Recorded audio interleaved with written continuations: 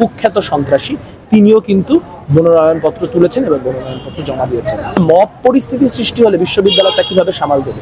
নির্বাচন যাতে কোনোভাবেই সুষ্ঠু না হতে পারে তা নিশ্চিত করার জন্য আসলে যাবতীয় ব্যবস্থা রয়ে আছে। খুবই খুশি যে আমরা আসলে যেরকম একটা সর্বোচ্চ অন্তর্ভুক্তিমূলক এবং বৈচিত্র্যময় প্যানেল করতে চেয়েছিলাম, যে ঢাকা বিশ্ববিদ্যালয়ের যে বৈচিত্র্য সেই বৈচিত্র্যকে ধারণ করতে পারে তা করতে আমরা সক্ষম হয়েছি।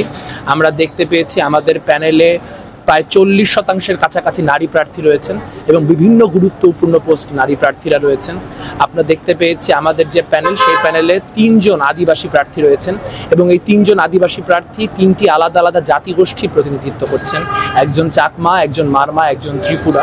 আমরা দেখতে পেয়েছি যে ক্যাম্পাসে যারা ডিফারেন্টলি এবল, অর্থাৎ আমরা যাদেরকে প্রথাগত অর্থে ডিসেবল বলে থাকি, প্রতিবন্ধী বলে থাকি, এরকম একজন মানুষ তিনি আমাদের সঙ্গে সম্পৃক্ত রয়েছেন এই প্যানেলে।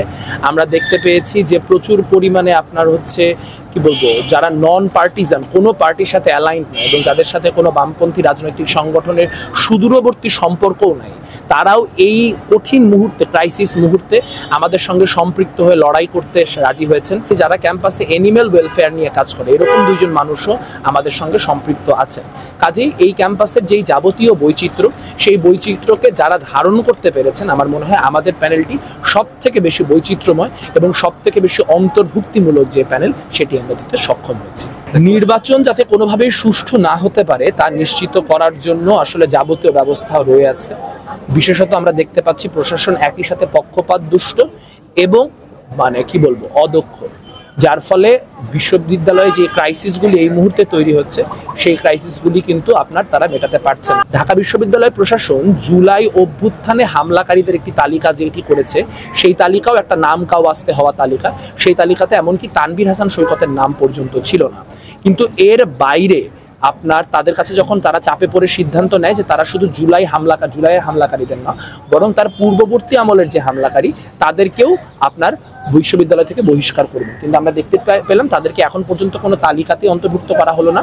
তারই ফলস্বরূপ আমরা দেখতে পাচ্ছি জুলিয়াস সিজার তালুকদারের মতো কুখ্যাত সন্ত্রাসী তিনিও কিন্তু মনোনয়নপত্র তুলেছেন এবং মনোনয়নপত্র জমা দিয়েছেন। আমরা একই সঙ্গে দেখতে পেয়েছি বিভিন্ন হল, অন্তত 2টি হলের কথা আমরা বলতে পারি, 21 হল এবং জসীমউদ্দিন হল, যেখানকার প্রভোস্ট নীল দলের একদম পরীক্ষিত ব্যক্তি এবং যারা কিন্তু 3রা আগস্টেও ছাত্রদের উপর চলা যে গণহত্যা, এই গণহত্যার পক্ষে সম্মতি উৎপাদন করছিলেন। কাজে তাদেরকে রেখে কিভাবে করে আসলে একটা ভালো প্রশাসন, একটা নিরপেক্ষ প্রশাসন হতে পারে তা আমাদের বোধগম্য হয় না। একই সঙ্গে আমরা দেখতে পাচ্ছি হলের ক্ষেত্রে হল রাজনীতি কিভাবে থাকবে, কি অবস্থায় থাকবে, তাই নিয়ে এখন পর্যন্ত বিশ্ববিদ্যালয় প্রশাসন কোনো রকম অবস্থান দেখাতে পারছে না। তাদের যে রূপরেখা প্রণয়ন কমিটি, সেই রূপরেখা প্রণয়ন কমিটি কিন্তু এখন পর্যন্ত তাদের কোনো পদক্ষেপ বা রূপরেখা কি হবে তা প্রকাশ করতে সক্ষম হয়নি।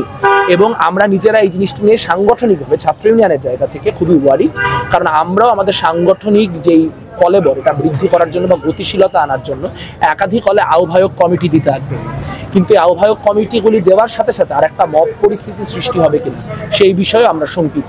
মব পরিস্থিতি সৃষ্টি হলে বিশ্ববিদ্যালয়টা কিভাবে সামাল দেবে সেটাও কিন্তু আমরা বুঝতে পারছি না। সেই জায়গা থেকে আমরা আমাদের যে 6 দফা ছাত্র ইউনিয়নের তরফ থেকে সেটা কিন্তু গতকালকে চিফ রিটার্নিং অফিসারের কাছে দিয়ে এসেছি।